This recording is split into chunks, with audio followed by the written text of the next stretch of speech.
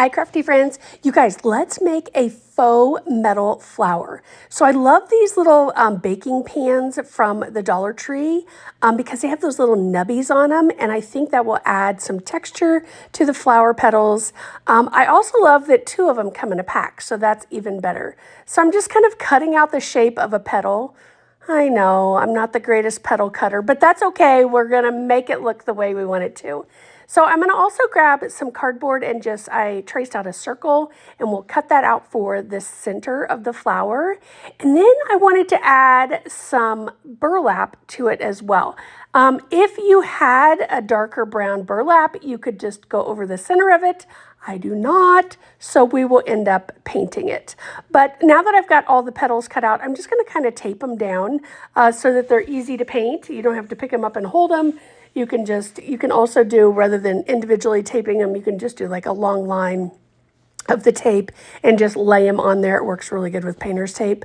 I'm just out of that. Can you believe I'm out of painter's tape? Oh, I use it for everything. But anyways, we'll get all of these laid down, and then I'm just going to use some acrylic paint.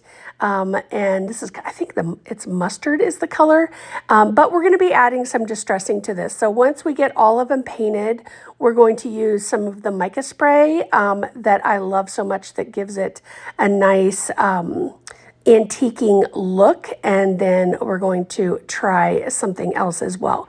So one thing was, when I was painting these, they took forever to dry. I don't know what the deal was, but anyways, got them dried up. So here's that spray I was talking about. Some parts I just did a little bit. Some of them I did a big burst because once we kind of lay out all the petals, it will just have a nice variation of everything.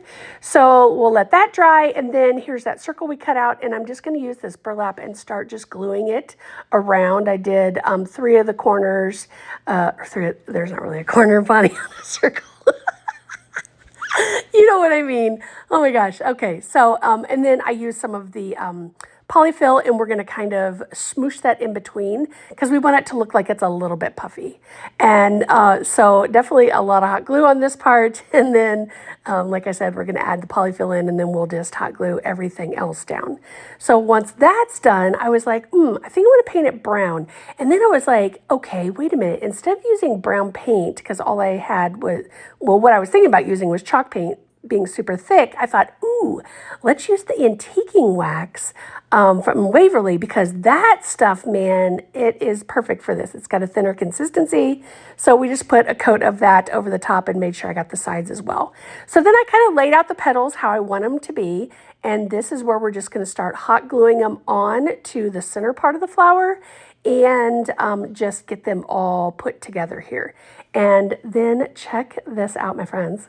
Isn't this the cutest? Now I have to make more. I was just going to make 1, but now I have to make more, and I want to make 2 smaller and a bigger. Anyways, thanks for watching. Follow for more.